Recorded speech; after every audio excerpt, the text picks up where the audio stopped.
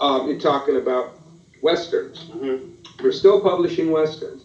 There's still an audience out there. And I believe that if some brave publisher gets his hands on even Gardner Fox and some of these other people that were doing, you know, the Conan pastiches and that, there's an audience out there. And like the Western, Sword and Sorcery is very primal. It's very basic, it's very simple. The best Westerns were always the very simple Western, and some of the best Western movies were the ones that were very simple and basic. It's almost a primitive thing, because like I said, it's primal. And my thought was how Sword and Sorcery Westerns have a lot in common with rock and roll. Because you don't hear a lot of rock and roll anymore. People say this is rock and roll, this band's rock and roll, or that band's rock and roll. Well, to me, I've been playing guitar since 1964. There's only certain bands that are rock and roll. You know, Pearl Jam's not rock and roll. The Rolling Stones are rock and roll. There are rock bands and hard rock bands. I look at punk. The Ramones are like the Sword and Sorcery of rock music, and the Ramones play rock and roll, and that's rock and roll. Rock and roll was a feeling, an atmosphere, and there's not a lot of writers out there. In the last few years, I've become a big fan of Nancy Collins, and you know, her Sonya Blue is definitely inspired by Red Sonja, to the even spelling of the name.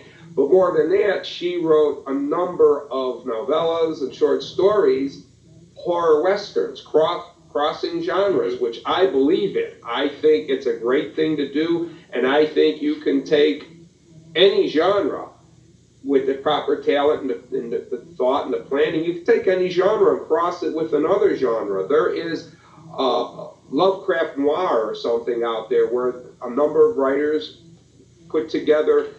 They wrote their own Lovecraft stories, but as if written by detective writers. And I haven't bought it yet, I haven't read any of them, but I thought it was a great idea. And maybe that's what we got to do. But if someone starts maybe republishing some of this stuff, audiences will find it. I mean, thankfully they're reprinting a lot of Howard stuff. You've got a number of new volumes of Robert E. Howard, and that's Sword and Sorcery. I've seen Lieber's stuff coming back, the Fafford and Mauser, which to me were, you know, I in a lot of ways preferred that to Howard because there was more characterization. But for me, Howard and Lieber were very, very influential. Tolkien, you look at Tolkien now, I could read Lord of the Rings in 2 days. You know, God bless Robert Jordan, God rest his soul and everything. He already, you know, when he was, I don't know what book number he was at, 7 or 8 or whatever, they've all surpassed Tolkien now in wordage. George R.R. Martin, it's been a couple years since he's published, I think, the 5th volume in his series, which I'm enjoying greatly. But I don't want to wait 3 or 4 years for the next book. And I don't want to read 15 novels before it ends. That's just my own take on it. But what I like about Martin is there's a lot of the Greek tragedy, the Shakespearean drama he has in there. And he's done things with characters by killing off major characters or characters you think are going to be in the story for a long time. He's done some things that just surprised me that you don't usually find out. It's like when Michael Moorcock killed off Elric, you know, and then brings him back because it was so popular. But someone's got to republish some of the stuff. And it's great to see Charles Saunders back in print, but we aren't finding these in bookstores. No, I know. You said you couldn't find them. I couldn't find them in bookstores. I ordered it online. The thought that you sparked with me is that maybe what it is that we're coming down to is that we're asking sword and sorcery to be accepted and treated as a legitimate genre. That being the case, what we need is to have some academics or scholars step in and say, you know what, there's a heritage here, there's a history to this. If you put it in the context for people where they can intellectually get some kind of appreciation out of it, now you can begin to do something with that genre.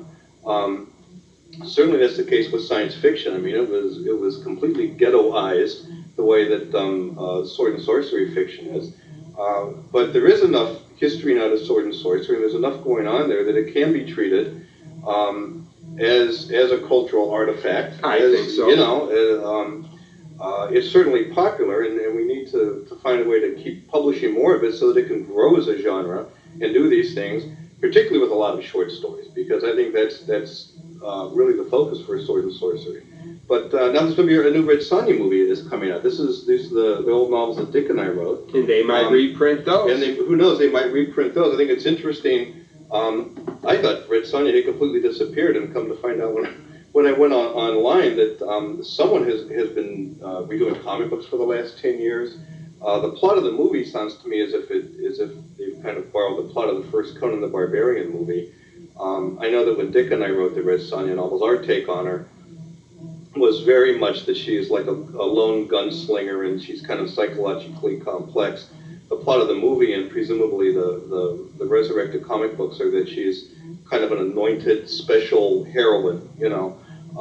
I've written my share of that kind of stuff. Oron is a chosen warrior for whatever reason, but I prefer the Howard type characterization where you have someone who's just in a rough and tumble situation, as we wrote Red Sonja, and they're kind of lucky to be alive, and they do what they need to do to get through the day. The woman's got to do what a woman's got to do, and that makes Red Sonja an extremely interesting character, especially when you put her in an environment which historically most environments have been men's world, and so there's a terrific dynamic going on there, you know, with that kind of stuff, which we tried to bring to the novels. Well, as far as film goes, her time has come because we've got That's so a good many point. women out there. Well, that's right. You know, Mila Jovovich, who, you know, probably would be an excellent She'd be a Red good Sonja. Red Sonja. Kate Beckinsdale from the Underworld, and you know, Sigourney Weaver basically started this all with, you know, an alien, and that part was written for a man. That's what's interesting.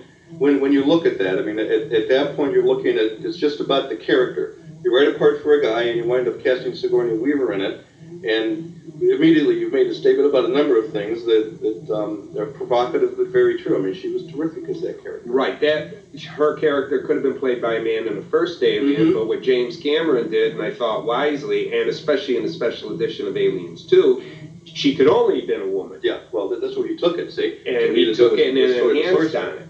You know, it's interesting, too, that when we're talking about this, we're discussing things from across at least one and perhaps two generations. Yeah.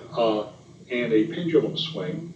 Maybe the pendulum has swung to the point where it's now poised and ready to swing back. And the time is right. I mean, maybe it is. Maybe the fact that you know, the Red Sonja movie or successes that have been made in certain areas. To me, I've not yet figured out what the formula that's being used for a lot of the cinema industry as far as what they're selecting for their storylines. Is it, you know, well, everybody likes comic books, so let's make every movie we can think of about every comic book character that we can. One rationale. But maybe this is something a little different, and maybe it's the tip of that particular iceberg. I think the fact that, despite the fact that sword and sorcery has sort of faded from the picture, particularly with respect to new entries, is that one way or another there has been interest in Howard or Lieber, or you've been able to find these things. They haven't gone away just like they're outmoded or something. And I have seen on the book racks things like republication of Alfred the Great Master type stories. So maybe that's the commercial hook, is that it never went away. It just, you know, was low profile and under the radar for a while, and now it's an opportune time to come back. And maybe there is commercial success to be realized by publishers who want to get involved, you know, in that perspective. I'll keep my fingers crossed, as cautiously optimistic. So. Yeah, I think so, and I think if you find the right combination of writers, publishers, editors, scholars, academics, these are the people who make these things happen. I mean, and if you start making the public aware that there's something here in which they ought to show some interest, and it's very viable, if everyone contributes to that, it is a viable genre.